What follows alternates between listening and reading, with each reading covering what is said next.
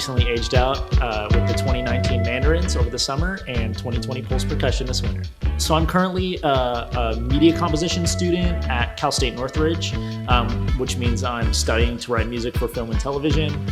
The perspective that I wrote the show and the exercises from, I really think that my perspective was just, I want to write music that's fun to play and fun to listen to. Since the focus is 100% the battery, there isn't the melodic voices of the front ensemble or say brass or color guard, or these other quote distracting factors if all you want to watch is drumline. What's really cool is you can write some more layers to where an audience member sitting up close just listening to a battery in a lot setting will hear, but say you wouldn't hear that if it was on the 50, on the back hash ramming this stuff out. So I think it's really cool to have a lot of fun counterpoint between the voices of each instrument. Influentially, there's stuff to love from a lot of the SoCal composers. I would say I take a huge amount of influence from, of course, the two composers that I played their music the most, which are John Mapes and Darren Vanderpool. Big thing I take from John would be all of his music feels amazing to play and it flows super well in the hands. So I always kind of keep that in mind when I'm writing. Darren also really mastered the counterpoint between the voices, meaning treating snares, tenors, and bass drums as independent voices, rather than just doubling the snare part split up between bass drums and with the rounds, And then on top of those guys, I would also say I'm a big Tom Rarick fan. And then also Mike Jackson from Broken City. I'm a huge fan of the way those guys do things, and they do things differently. And I just want to absorb what I can and what I like from all of those groups. I definitely think this will be something special just because there's never really been a collaboration between groups of that caliber to this extent, with a full drumline made up of people of the best drumlines in the world. Between Pulse, Broken City, RCC, these amazing groups, even the best battery arrangers in the world don't necessarily get this kind of opportunity, which I think is really cool. So I figured no matter what, I think it'd be awesome to be a part of it. As we're trying to develop the performance, like Cameron, for instance, one of my big goals was to make sure that his beats could come to life. Can we get it to a place where it does his music justice, given the safety precautions, the time limitation, all of the other constraints? And we have worked really hard to make sure that is possible. My name is George Collins. I'm a project consultant for the MVD Drumline, and currently I teach at Marching Percussion. When we do all of our planning during the week, our job is to have a good game plan. So like I said, so that everybody can just come into it. The way I describe it is we provide a safety net. And the question is where to put that net.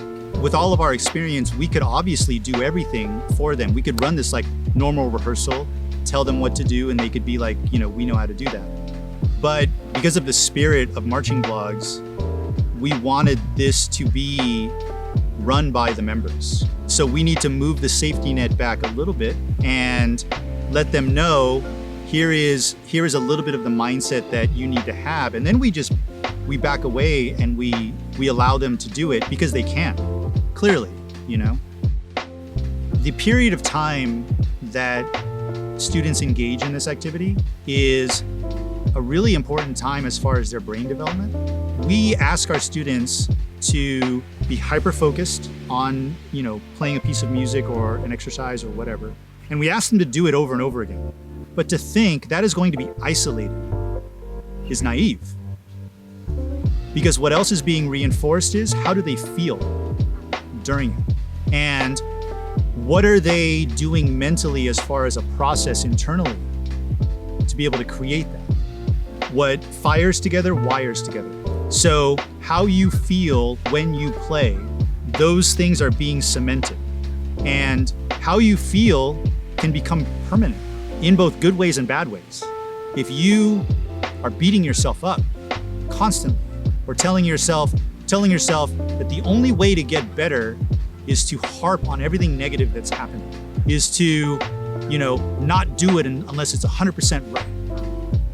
Well, you better be prepared to do everything the rest of your life that way. As educators, we need to be responsible with their minds. It is not a clean at all costs kind of situation. How we encourage them to be is what they're going to take with them the rest of their life.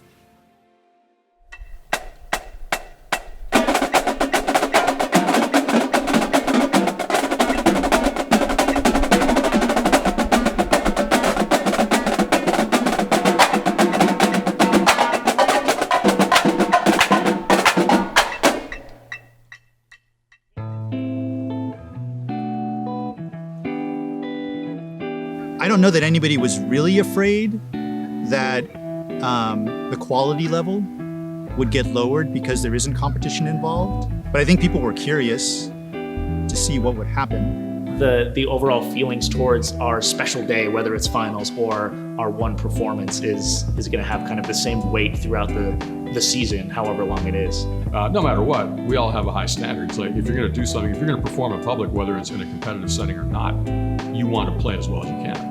If I was in my 20s, like my early 20s or 19 or 20 and doing this, I would be so happy to play. I would kill this.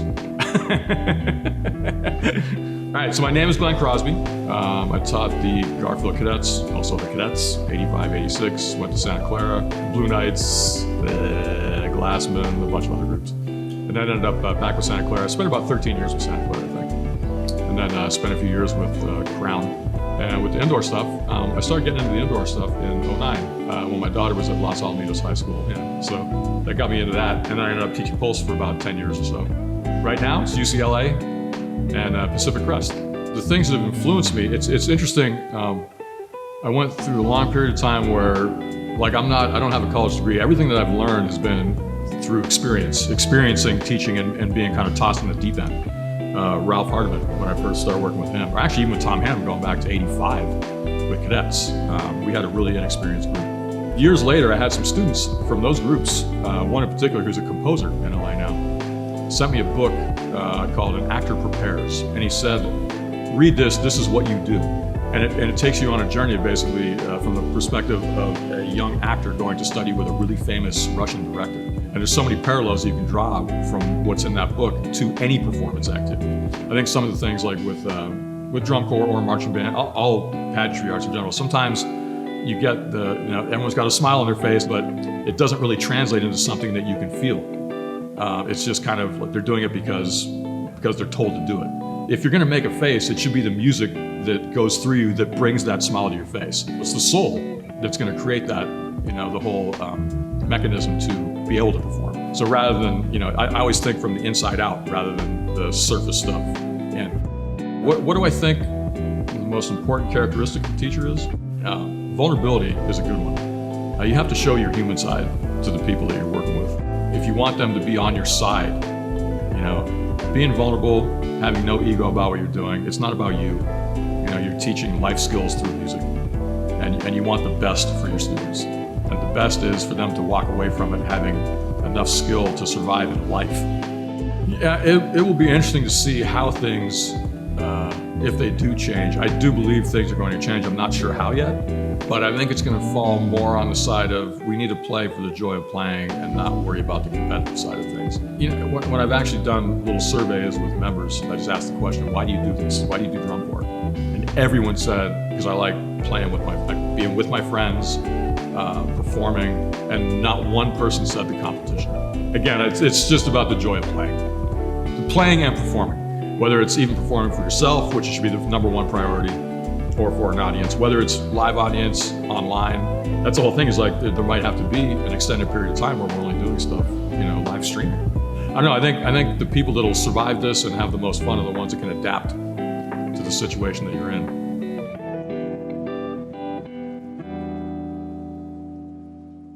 Actually, my opinion of the youngins that started this is extremely high. I love this generation for what they're doing, and they're more proactive than any generation I've seen in my lifetime. It all just seems to stem from our love for the activity, But this is a lot different. It's one thing to talk about it, and then it's another thing to actually execute it.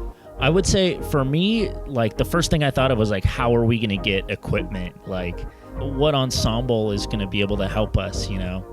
There's a lot of things that are going to need to be taken care of, a lot of boxes that need to be checked off, because it wasn't just going to be as easy as getting together and playing. Like, as Marching Vlogs, it wasn't really like a big LLC company that had a bunch of money to support it, and it was just me in my room kind of doing the social media thing and getting the word out.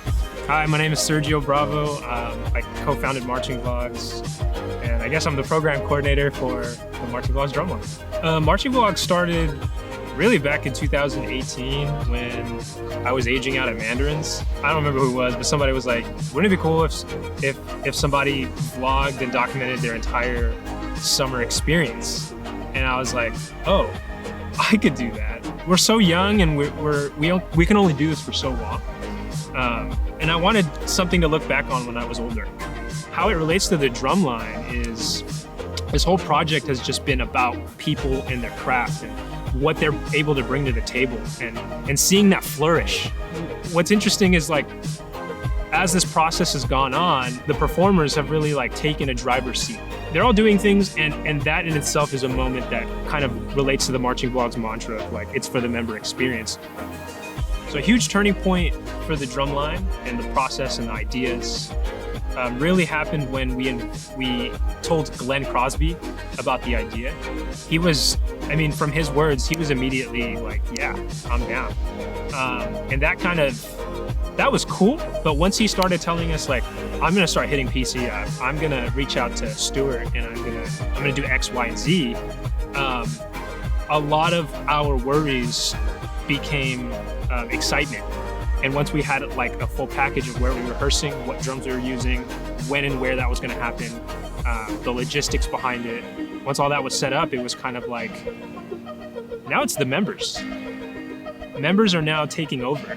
It was just super exciting at that point because we can focus on the original idea and the original goal, which was to put something for the community who lost something. I hope everyone can see the diversity in this and be maybe more open to ideas that they have not been used to, and realize that that might be a good thing. I think the whole world can kind of like use a little more of that, especially in times where we've all got opinions and we all have our own pasts, and to see that, you know, something great can come out of diversity. And this drumline kind of has shown that. I've been saying this more and more recently, but the marching arts community is, in my opinion, probably one of the best communities. I think what's so special about this is that a lot of people are willing to put their best energy and effort into a passion. For me, that's what it's all about. I just love getting together with a group of people and accomplishing something at a high level. And at the end of the day, style to style, Broken City Pulse and RCCL play very differently. But at the end of the day, quality is quality.